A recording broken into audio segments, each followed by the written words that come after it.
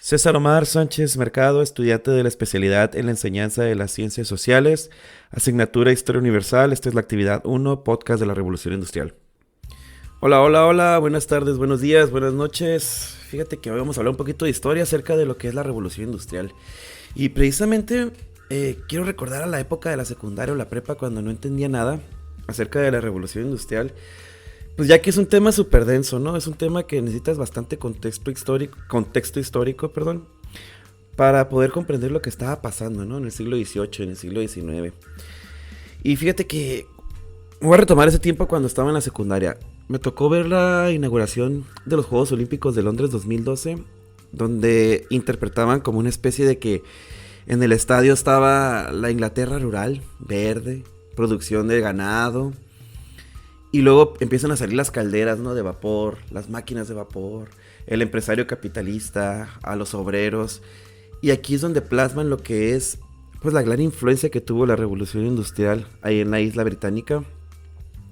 Y hasta ahora que ya comienzo a empaparme un poquito más de la historia y del contexto histórico, vaya, que lleva la revolución industrial, comprendo que esa ceremonia de Juegos Olímpicos, pues, nos llevaba a que Inglaterra fue hegemonía a nivel global gracias a dicha revolución industrial. Pero bueno, vamos a iniciar con un poquito de contexto. Fíjate que la revolución industrial comienza más o menos a partir del año 1700, donde se genera la energía mecánica y donde se tiene como producción textil la que tiene más impacto en el desarrollo industrial. Aparte tenemos avances científicos y gente estudiosa en el campo, como Thomas Newcomen y como James Watt con sus calderas atmosféricas y las máquinas de vapor, que primero pues van a representar avances en lo que es la agricultura. Precisamente siglos antes de la revolución industrial pues era bien complejo generar cosechas que fueran productivas, pero también era muy difícil mantener esas cosechas, ¿no? Conforme fue avanzando la tecnología y la ingeniería en la agricultura, pues, se fue logrando un excedente de comida, que esto se tradujo en ahorro y pudo hacer que los ojos y las cabezas del mundo en Inglaterra se voltearan a otro tipo de desarrollo, ¿no? Vamos a irnos al desarrollo ya industrial, ahora sí que en las ciudades. Fíjate que en el siglo XVIII Inglaterra era llamada el granero de Europa porque habían resuelto el rollo de las hambrunas. Siglos antes de la revolución industrial, Europa siempre tenía problemas de malas cosechas que generaban hambrunas y pues desarrollo lento en la población y el crecimiento demográfico. Los ingleses lograron resolver esto. Te voy a dar un dato para que tengas una idea. A partir del siglo XVIII, los británicos exportaban aproximadamente y anualmente 200,000 toneladas de cereales. Este dato es del libro que estamos leyendo en clase de Historia de la Globalización. Entonces la demanda de trabajo, imagínate, la gente ya no tenía trabajo. Bueno, sí tenía trabajo, pero la producción y la verdadera ganancia supuestamente se daba en la industria. Hubo una fuerte movilización de mano de obra del campo a las ciudades. Entonces la demanda de trabajo en la industria estaba a tope, donde se notó un avance significativo en la producción, a tal margen que si nos situamos pues en las civilizaciones antiguas, para darte así un contexto en lo que es civilizaciones antiguas y renacimiento, no encontramos tanta diferencia en la producción de comida como lo es en la revolución industrial. Entonces, una vez resuelto el problema de la comida y el desarrollo agrícola, se fue fortaleciendo lo que le llaman el mercado interno. ¿Y qué es el mercado interno? Es muy fácil, mira, a crecimiento demográfico, que quiere decir a mayor población, pues hay mayor demanda de productos. Y como ya sabemos, el Reino Unido produce para el año 1700 varias cosas, como alimentos, como ya mencionamos, carbón, hierro para la fabricación de herramientas, utensilios mecánicos, pero sobre todo la industria textil es la que generó un fuerte impacto. Sobre todo pues ciudades como Manchester, ahí en el área de Lancashire eran más desarrolladas, las ciudades pues más desarrolladas en la industria. Pero en la capital, en Londres, el incremento de la población fue tanto que la colocaron como una de las urbes más importantes y desarrolladas de todo el continente. Pero ¿cómo logró esto Inglaterra? La transportación de cereales pues era muy barata. ¿Por qué? Porque podían aprovechar los canales de distribución, que eran los mismos ríos de agua, que eran muy navegables, y estos ríos pues obviamente estaban conectados con el mar. En el mar se hace una infraestructura de puertos y esto permite la exportación de los materiales generando ingresos y rentabilidad para el país. Ahora, dentro del mismo territorio, como tenía la misma corona y estaban tratando de unificarse toda la Gran Bretaña, pues tenían facilidad en resolver los problemas de impuestos, en las restricciones, no tenían problema para esos tipos de costos. Entonces podían desarrollarse de manera más sencilla, ¿no? Esto también, pues, permitió que tuvieran una fuerza armada más desarrollada que la de sus competidores. ¿Qué quiere decir? Inglaterra estaba de alguna manera sellada y protegida, y todo esto pues lo llevó a ser lo que conocemos como la hegemonía mundial en el siglo XVIII. Ahora, para darte unos datos, el 70% de la manufactura de lana se daba en Inglaterra en las exportaciones, el otro 15% lo hacían en productos metálicos, fabricaban cañones y armas livianas, y el 15% restante lo hacían en cereales y materias primas. Ahora, Inglaterra también pues no fue tan fácil. A partir del siglo XVIII también tuvieron una serie de desafíos y problemitas que pues te los voy a contar. Mira, fíjate que en el siglo XVIII, al ser considerado el granero del mundo, resolvió sus problemas de producción de comida, pero también tenían ahí unos competidores como Francia, que por ahí del 1789, cuando sabemos que la Revolución Francesa estaba a tope, inició, pues se empezaron a propagar también las ideas del liberalismo y a cuestionarse la necesidad de una monarquía, ¿no? Y de por qué tenemos que tener un rey. Pues ante esto Inglaterra ya tenía el precedente de la Revolución Gloriosa, por allá de los 1600, casi un siglo antes, donde eliminaron su monarquía absolutista y se convirtieron en una monarquía constitucional. Entonces, pues sobrepasaron este tipo de problemas, ¿no?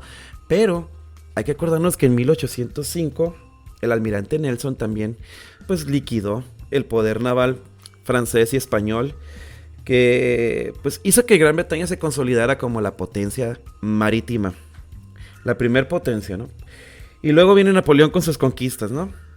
Tiene sus colonias que viene representando una gran amenaza para la hegemonía británica, pero pues también fue derrotado ahí en la famosa batalla de Waterloo, y precisamente fue por un duque británico, el duque Wellington, en 1815.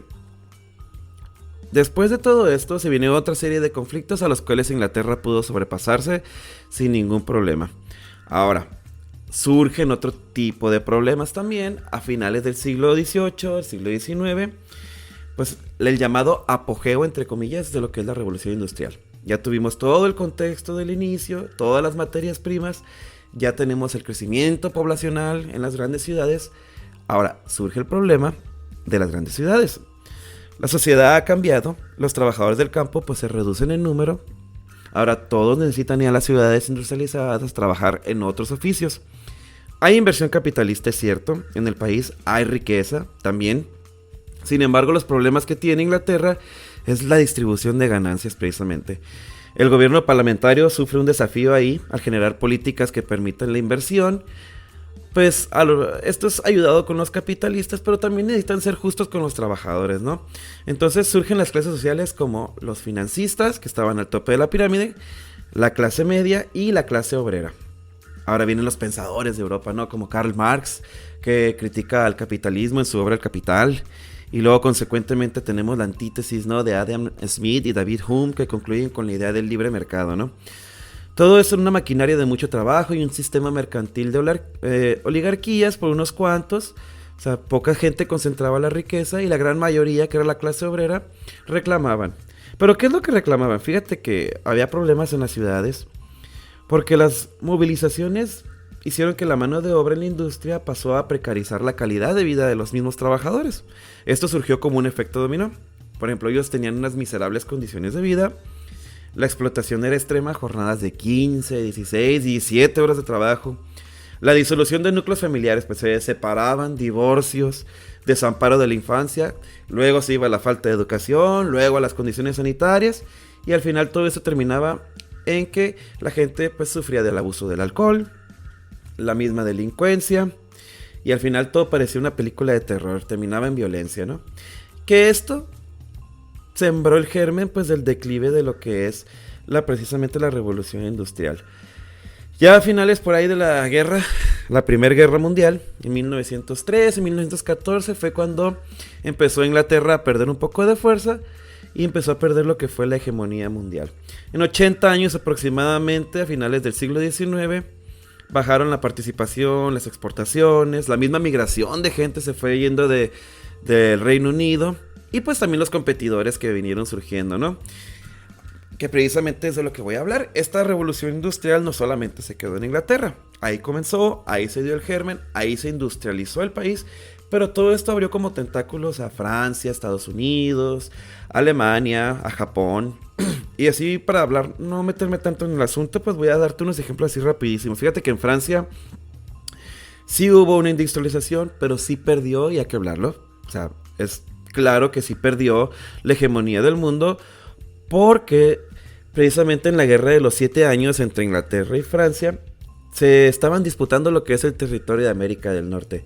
Ahora sí que lo que es Canadá, parte de Estados Unidos, y pues consecuentemente Francia estuvo perdiendo territorios en Canadá, en Quebec, y perdió en Estados Unidos el estado de Luisiana. En fin, perdió también la batalla con los británicos, con la East India Company. Y en fin, la revolución industrial tanto benefició, pero perjudicó también a Francia porque perdió la hegemonía del mundo. Y fíjate que también a Estados Unidos le dio un vuelco a su historia, porque durante su independencia de Gran Bretaña en 1776, a esta nación pues le tomó varios años también industrializarse. Todo el mundo vivía en el todo el mundo vivía en el norte y poca población vivía en el sur, pero el sur era rural completamente, donde se fabricaban las materias primas que poco a poco se fueron exportando a Europa. ¿Qué materias primas hablo? Del algodón, de los azúcares, del carbón, del cacao, de la pimienta, entre otras cosas que ellos fueron importando. Esto comenzó con la transportación de navíos. Estos navíos generaron relaciones, generaron conocimiento que se trajeron de vuelta para la industria americana. Y el pilar, ahora sí, que fue lo más importante que logró Estados Unidos, se dio gracias a su cultura. A la misma, a la misma practicidad que tienen los estadounidenses, lograron estandarizar toda la industria mediante las piezas, mediante las partes, los componentes. En su misma industria facilitó el intercambio de piezas en su territorio y comenzó la que es la automatización. Ahí está Henry Ford en Detroit, que fue un pilar de la industria americana. Ya superó después, a finales del siglo XVIII, principios del siglo XIX, a Gran Bretaña en lo que es la producción industrial. Alemania es otro país que también, mediante su unificación y conocimiento científico, se lograron potenciar como una de las grandes potencias, para la redundancia, en Europa y consecuentemente en el mundo. Japón, que tuvo una apertura forzada junto con Estados Unidos. Haz de cuenta que Estados Unidos llegó con Japón por ahí por el siglo XIX y le dijo: o te abres al mundo, nos das facilidad de intercambio, o te hacemos una guerra. Entonces estas relaciones pasivo-agresivas, de alguna manera Japón las supo sobrellevar. Sí tuvo una serie de conflictos internos, pero logró que el país se industrializara. Y a finales, en el siglo XIX y en el siglo XX, que decir, Japón se volvió una de las potencias mundiales. Finalmente, pues ya en conclusión, para terminar, a ver, pues es fascinante ver cómo desde el siglo XVI hasta el siglo XX, con su revolución industrial de por medio, Inglaterra se logra tener de la hegemonía mundial. Y luego la logra perder, precisamente por una serie de factores. Pero la pregunta que yo te dejo aquí, quiero que pienses un poquito, a ver, ¿cómo era tener comida antes de la revolución industrial?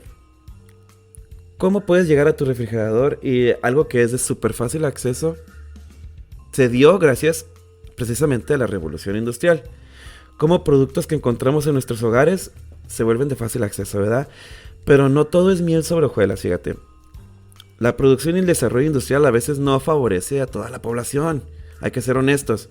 Sigue habiendo miseria y sigue habiendo rezago. Y la última pregunta: ¿cómo sería el mundo si la hegemonía global hubiera sido en otra zona del planeta que no fuera Inglaterra? Imagínatelo. Piensa por un minuto y pregúntate: ¿estaríamos todos intentando o buscando aprender inglés como el idioma de los negocios a toda costa? Pues bien, te dejo esta pregunta. Así es que aquí termina mi episodio de la revolución industrial. Espero te haya seguido, lo hayas podido comprender. Faltan muchos temas por qué platicar, pero el tiempo me da hasta aquí. Así es que pues te dejo con un saludo. Y este fue César Sánchez en el podcast de la historia. Hasta la próxima.